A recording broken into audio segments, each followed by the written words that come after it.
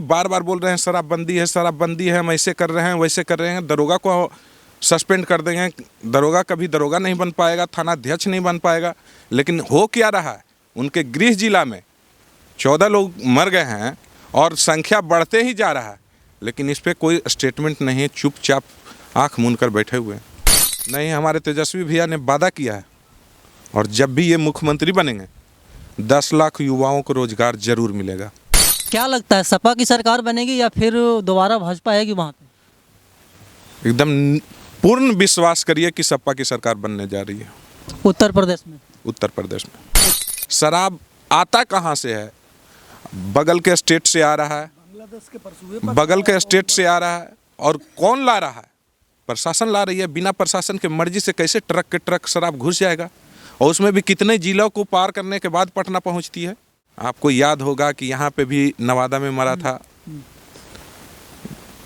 सिवान में देखिए रहे हैं, नालंदा में उनके गृह जिला में देखिए रहे हैं। अब तो सरकार की आँख खुल जानी चाहिए। दारूबंदी तो नाम का है, जहरीली शराब बनाया जा रहा है, लोगों को पिलाया जा रहा है, लोग मर रहे हैं। लेकिन उत्तर प्रदेश में तो सपा की सरकार बनाएंगे रंजीत जी, लेकिन आपके नेता का बयान है, स्टेटमेंट है, वो कहते हैं कि खरमास के बाद बिहार में भी खेला होगा। बिहार में कब खेला कर रहे हैं आप लोग? खरमास खत्म हो गया है, अच्छा दिन आया है। नमस्कार, मैं अमित चौरसिया और आप देख रहे हैं नालंदा दस्तक। आज हम मौजूद हैं अतरी विधानसभा क्षेत्र के बैरका गांव में, और हमारे बगल में जो बैठे हुए हैं उनको आप भली भांति जानते होंगे। अतरी विधानसभा क्षेत्र के विधायक हैं अजय कुमार उर्फ रंजीत कुमार। रंजीत जी से हम जानेंगे, नीतीश कुमार के गृह जिला नालंदा में बीते दिनों शराब पीने से लगभग 14 लोगों की मौत हो गई, और वो आंकड़ा कहाँ तक जाएगी इसकी कोई माँ बाप नहीं है। इसके ऊपर हम चर्चा करेंगे। सरकार के जो तंत्र हैं वो बोलने से परहेज कर रहे हैं। इस पर रंजीत यादव जी का क्या कहना है? रंजीत जी, सबसे पहले आपको हमारे चैनल पर स्वागत है। धन्यवाद। जिस प्रकार से बिहार में शराबबंदी है रंजीत जी, और आए दिन इस प्रकार के घटना घटते रहती है, जैसे कि गोपालगंज में पिछले महीने ही लगभग 50 लोगों की मौत हो गई थी। नीतीश कुमार के गृह जिला नालंदा में बिहार शरीफ में परसों यानी कि 14 तारीख को 14 लोगों की मौत हो गई, और वो आंकड़ा धीरे धीरे बढ़ रहा है। इसको आप किस नज़र से देखते हैं? किस प्रकार आप शराबबंदी को देखते हैं? देखिए, मैं नीतीश सरकार का खिलाफ नहीं करता हूं, लेकिन मैं बोलना चाहता हूं कि जो नीति उनका है वो गलत है, और वो अपने नीति पे जो अडिग हैं, जिस प्रकार मौतें हो रही हैं, तो उनको सोच विचार करना चाहिए। पिछली बार भी समीक्षा बैठक किए, वहाँ पे भी दारू का बोतल दिखाई पड़ा। विधानसभा चला, विधानसभा में दारू का बोतल दिखाई पड़ा। तो दारूबंदी तो नाम का है, जहरीली शराब बनाया जा रहा है, लोगों को पिलाया जा रहा है, लोग मर रहे हैं। लेकिन इस पे सरकार अंधा होकर बैठी हुई है, आंख मूंद कर बैठी हुई है। जिस प्रकार से महाभारत में धृतराष्ट्र अंधा थे, लेकिन सोच विचार से भी वो अंधा हो गए थे, उसी प्रकार से हमारे नीतीश सरकार धृतराष्ट्र बने हुए हैं और चुपचाप अंधा बन के देख रहे हैं। लोगों की मौतें हो रही है, इन पे उनको कोई फर्क नहीं पड़ रहा है। सरकार का जो दावा रहता है कि सुशासन की सरकार है, तो ये सुशासन है जिस प्रकार से मौतें हो रही है। और शराबबंदी को हम इस नज़र से देखते हैं कि इससे तो आर्थिक तंगी आया ही बिहार सरकार को, और इससे बहुत सारे होटल है जो बंद हो गए, बहुत सारे टूरिस्ट है जो रुक गए। आप पिछली बार देखे होंगे कि डॉक्टरनी और डॉक्टर, उन लोगों को 2 पैक शराब पीने में उनको जेल भेजा गया। इंजीनियर जो आए थे कलकत्ता से, उनको जेल भेजा गया। लोग यहाँ बिहार में अब रुकना नहीं चाहते। अगर कुछ काम पड़ा, इमरजेंसी हुआ, तो यहाँ लोग आते हैं, लेकिन यहाँ रुकना नहीं पसंद करते। यहाँ से जल्द निकल जाना पसंद करते हैं, क्योंकि लोग सब समझते हैं कि जिस प्रकार से क्राइम, हत्या यहाँ हो रहा है, उस पर ध्यान नहीं दिया जा रहा है। लेकिन मात्र शराब, कौन शराब पिया हुआ है, मुंह सूंघले चल रहे हैं सब। तो इसको सरकार को इस पर समीक्षा सोचनी चाहिए, बैठक करनी चाहिए, और नियम कानून से शराब को चलाना चाहिए था, ओरिजिनल चलाना चाहिए था, जिससे लोग नहीं मरें। ये तो शराबबंदी बार बार बोल रहे हैं, शराबबंदी है, शराबबंदी है, हम ऐसे कर रहे हैं, वैसे कर रहे हैं। दरोगा को सस्पेंड कर देंगे, दरोगा कभी दरोगा नहीं बन पाएगा, थानाध्यक्ष नहीं बन पाएगा। लेकिन हो क्या रहा है, उनके गृह जिला में 14 लोग मर गए हैं और संख्या बढ़ते ही जा रहा है, लेकिन इस पर कोई स्टेटमेंट नहीं है। चुपचाप आंख मूंद कर बैठे हुए हैं। जीतन राम मांझी जी का कहना है रंजीत जी कि जिस प्रकार से केंद्र में कृषि कानून वापस हो सकता है तो बिहार में शराबबंदी कानून क्यों नहीं वापस हो सकता है। आप इसको किस नज़र से देखते हैं? उनका कहना सही है, वो हमारे क्षेत्र के हैं, हमारे क्षेत्र के जीतन राम मांझी हैं महाकार के, और उनका कहना सही है कि गरीब लोग जेल जा रहे हैं और बड़े लोग घर में बैठ के 10 बजे के बाद पी रहे हैं, लेकिन गरीबों को सताने के लिए नीति और नियम लाया गया है। गरीब जेल में इतना भरे हुए हैं कि जेल में जगह नहीं है। और जीतन राम मांझी जी का कहना सही है, और वो तो गठबंधन में है सरकार के, और जब गठबंधन ही बोल रहा है तो सरकार का आँख खुलना चाहिए, सरकार को दिखना चाहिए। गठबंधन ही नहीं रंजीत जी, यहाँ तक कि हाई कोर्ट, पटना के जो हाई कोर्ट के जज हैं वो भी नीतीश कुमार को कई बार फटकार लगा चुके हैं कि आपका जो शराब नीति है, शराबबंदी नीति है, वो गलत है। हाई कोर्ट तो बोल रहा है, वो लोग तो शीर्ष हैं, आप आम पब्लिक से पूछ लीजिए। आम पब्लिक बोल रहा है कि नीति और नियम खराब है, और इस पर सरकार को सोचना चाहिए। और जहाँ तक की बात है, हमारे प्रधानमंत्री नरेंद्र मोदी जो गलत कानून लाए कृषि बिल, उनको 1 साल 14 महीना के बाद एहसास हुआ, 700 किसान मर गए, उसके बाद एहसास हुआ, अपना नियम वापस लिए। यहाँ भी लोग मर रहे हैं शराब पी पी के, इनको भी सोचना चाहिए। अब 5 साल 6 साल हो गया, इनको भी नियम सोच के इनको वापस लेना चाहिए अपना नियम और नीति। आपका कहना है कि जो शराबबंदी कानून है वो रहे, लेकिन इस पे सख्त नियम बनना चाहिए। सख्त नियम बनना चाहिए। आधार कार्ड दिखाइए, 21 साल का उम्र हो तो आपको शराब मिलेगा, आपको इतना महीना में इतना ही शराब मिलेगा। आप रोड पे पकड़ाइएगा तो फाइन होगा। ज़्यादा पी के शराब किसी से झगड़ा करिएगा, रोड पे नौटंकी करिएगा, गांव में नौटंकी करिएगा, आपको जेल भेजा जाएगा। ये सब नियम होना चाहिए। हम ये नहीं बोलते हैं कि नियम नहीं होना चाहिए, नियम होना चाहिए, लेकिन नियम ढंग का होना चाहिए, जिससे लोग अगर करते भी हैं, शराब पीते भी हैं, पार्टी भी अगर करते हैं शराब पी के, तो गलत जहरीली शराब नहीं पिए, लोग नहीं मरें। आपको याद होगा कि यहाँ पे भी नवादा में मरा था, सिवान में देखिए रहे हैं, नालंदा में उनके गृह जिला में देखिए रहे हैं। अब तो सरकार की आँख खुल जानी चाहिए। सरकार कहीं ना कहीं चुप्पी साधी हुई है। विपक्षी दल इस पे क्या स्टंट लेंगे? आपके जो नेता हैं तेजस्वी यादव, वो भी कहीं ना कहीं अभी अपने टूर पे गए हुए हैं। आपकी पार्टी क्या स्टंट लेगी इस पे? हमारी पार्टी इसमें कभी नहीं बोली कि शराब में नियम नहीं होना चाहिए। शराबबंदी में जब सरकार लाई थी तो हम लोग ये नहीं बोले थे, लेकिन हमारे माननीय श्री लालू प्रसाद यादव जी पहले ही बोल चुके थे कि ये चलने वाली नहीं है। आज भी हम लोग विपक्ष के लोग बोलते हैं कि नियम को बदला जाए, ढंग का नियम बनाया जाए, जिससे जहरीली शराब पी के लोग नहीं मरे। सरकार का ध्यान खाने पीने पे, शराब पे सिर्फ नहीं जाना चाहिए। सरकार का ध्यान विकास पे जाना चाहिए, और सरकार का ध्यान क्राइम पे जाना चाहिए कि क्राइम रुके। क्राइम को कंट्रोल में करने के लिए पुलिस कहीं ना कहीं विफल है रंजीत जी। अगर देखा जाए तो लोदीपुर में 6 लोगों की हत्या हो जाती है, पुलिस मुखदर्शक बन करके बैठी रह जाती है। अगर पुलिस को बता दिया जाए कि अत्रि विधानसभा क्षेत्र के किसी गांव में शराब बन रहा है तो वहां पे 4 थाना जा करके उसको भ्रष्ट करेगी। अब वो भ्रष्ट भी नहीं कर रही है, कहीं ना कहीं मिली भगत से शराब बेचा जा रहा है। देखिए, शराब जो भी चालू है, नीतीश जी जितना भी प्रयास करें, प्रशासन के मिली भगत से चालू है।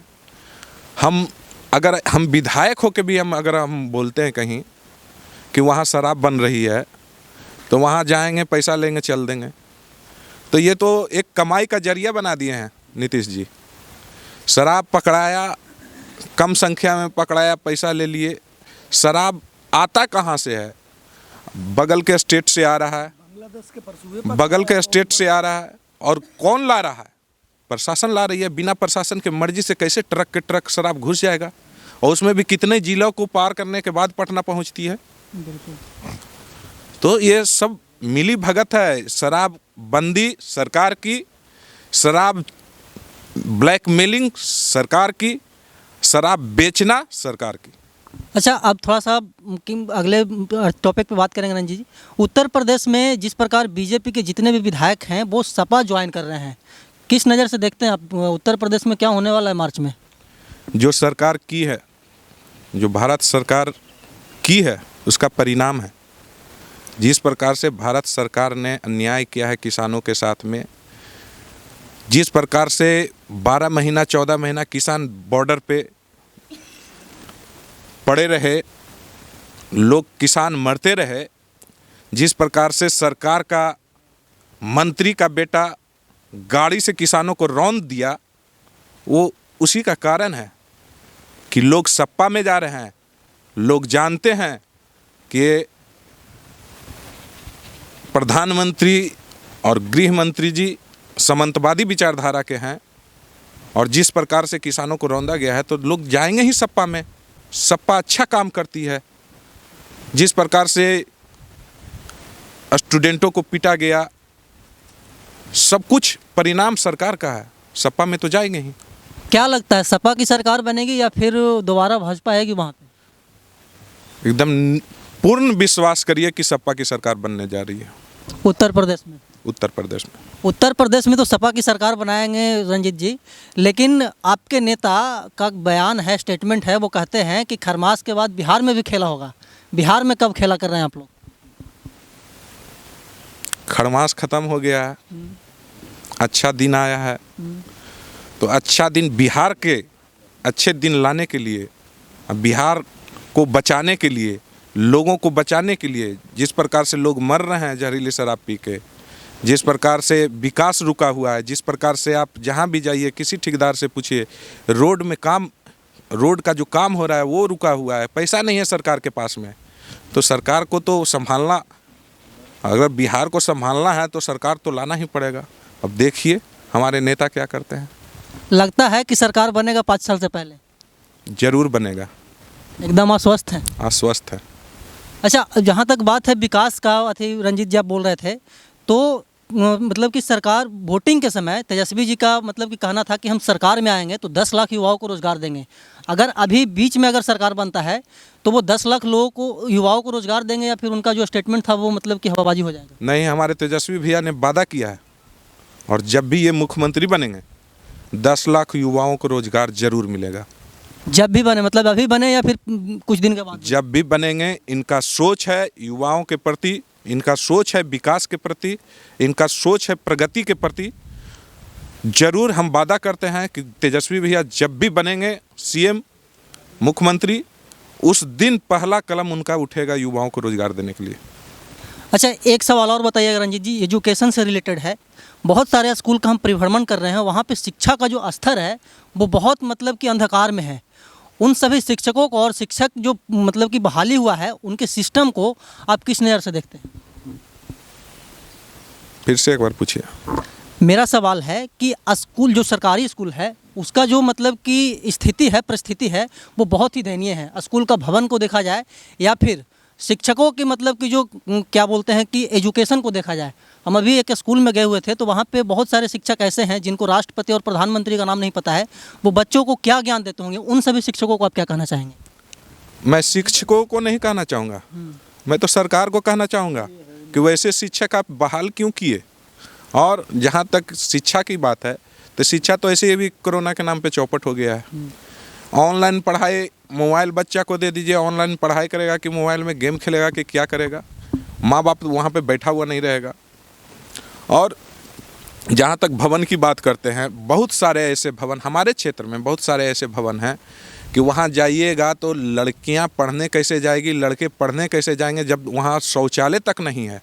भवन टूटा हुआ है, भवनहीन होल है, और वहाँ पे किस प्रकार से बच्चियाँ पढ़ने जाएगी। तो शिक्षा का जो बिल्डिंग है वो सारा भ्रष्ट हो गया है। सरकार को फिर से सोचना चाहिए, फिर से बहाल करना चाहिए, और फिर से इस विकास पे ध्यान देना चाहिए कि मेरा शिक्षा स्तर किस प्रकार से बढ़े। जो बड़े बड़ुए के लड़के हैं वो प्राइवेट स्कूल में चले जा रहे हैं, लेकिन जो गरीब के बाल बच्चे हैं वो जा रहे हैं तो वो सिर्फ इसलिए जा रहे हैं कि वहाँ खिचड़ी मिल जाएगा। वहाँ पढ़ाई के लिए नहीं जा रहे हैं। ना मास्टर पढ़ा लिखा हुआ है, ना बच्चा पढ़ेगा। तो किस प्रकार से शिक्षा बढ़ा रहे हैं बिहार सरकार, हमको तो समझ में नहीं आ रहा है। आखिरी सवाल रंजीत जी, क्षेत्र के विकास के लिए और क्षेत्र के तमाम जनता को, अत्रि क्षेत्र के तमाम जनता को हमारे चैनल के माध्यम से क्या संदेश देना चाहेंगे? आपके चैनल के माध्यम से मैं संदेश देना चाहूँगा कि हमारा क्षेत्र विकास करेगा। मेरे पास में जितना फंड आएगा जनता के प्रति रहेगा और हर एक गरीब गुरबा का समस्या को देखा जाएगा। और इस बार बहुत अच्छा हुआ कि हमारे क्षेत्र के धर्मवीर जी की पत्नी से उतर के जिला चेयरमैन बने और मुझे उम्मीद है कि अब विकास में 4 चांद लगने वाला है। एक तरफ मेरे से विकास होगा और एक तरफ से सरदार जी को प्रेशर रहेगा कि विकास करें। तो हमारे साथ मौजूद थे अत्रि विधायक रंजीत यादव, जो कि हमारे हर एक सवाल का प्रमुखता से जवाब दिए। इनका कहना है कि क्षेत्र का विकास के लिए हम कदम से कदम मिलाकर के आगे बढ़ेंगे और जो नीतीश कुमार का शराब नीति है वो बिल्कुल फेल है। शराबबंदी के लिए एक अलग से कानून बनाया जाए और पुनः शराब को चालू किया जाए। हम इसी प्रकार का देश दुनिया के तमाम खबर आपको दिखाते रहते हैं और आगे भी दिखाते रहेंगे। तब तक के लिए बने रहे हमारे साथ। वीडियो जर्नलिस्ट रंचू के साथ नालंदा दस्तक, अत्रि।